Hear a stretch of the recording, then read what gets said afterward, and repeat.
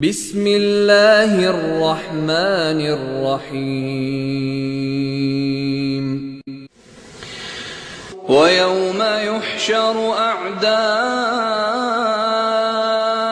الله إلى النار فهم يوزعون حتى إذا ما جاءوها شهد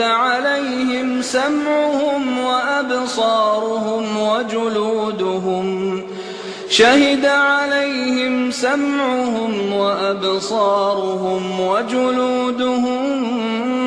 بما كانوا يعملون وقالوا لجلودهم لم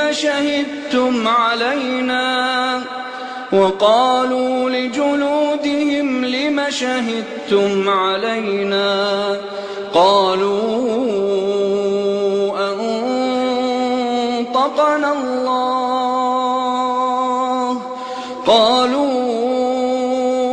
أنطقنا الله الذي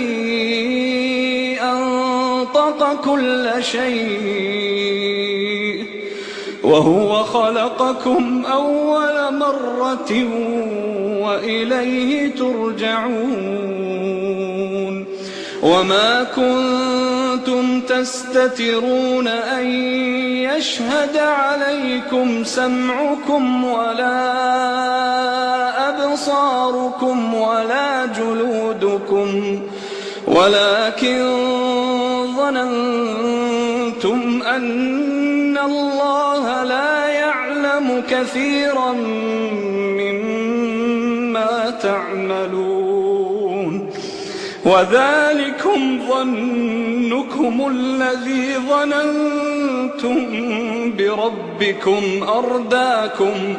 أرداكم فأصبحتم من الخاسرين فإن يصبروا فالنار مثوى لهم وإن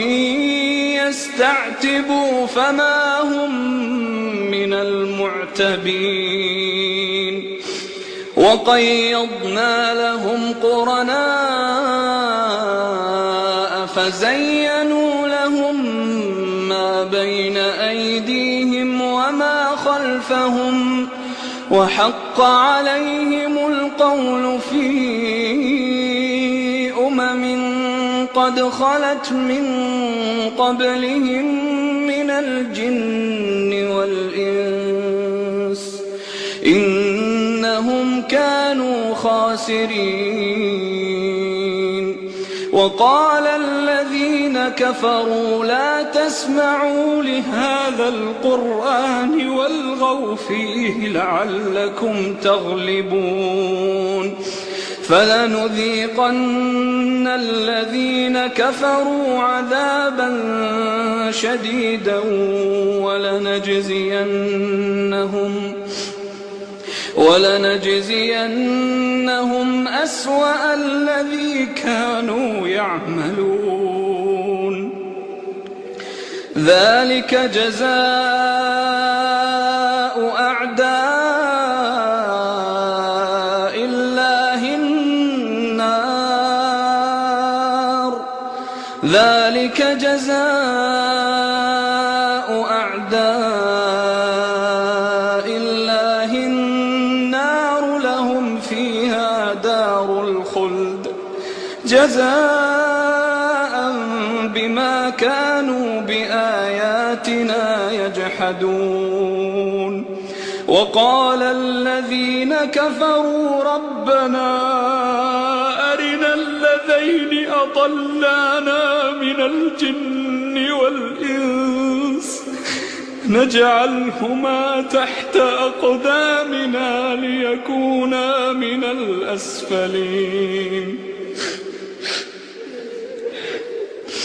إن الذين قالوا ربنا الله ثم استقاموا تتنزل عليهم الملائكة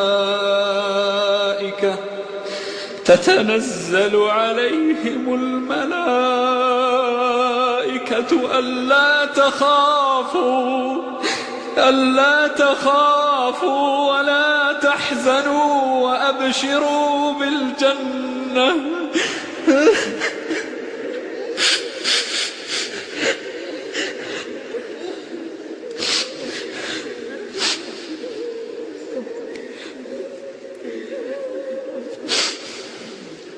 وأبشروا بالجنة التي كنتم توعدون نحن أولياؤكم في الحياة الدنيا وفي الآخرة ولكم فيها ما تشتهي أنفسكم ولكم فيها ما تدعون نزلا من غفور رحيم ومن أحسن قولا ممن دعا إلى الله وعمل صالحا وقال إنني من المسلمين ولا تستوي الحسنة ولا السيئة ادفع بالتي هي أحسن فإذا الذي بينك وبينه عداوة كأنه ولي حميم وما يلقاها إلا الذين صبروا وما يلقاها إلا ذو حظ عظيم وإما ينزغنك من الشيطان نزغ فاستعذ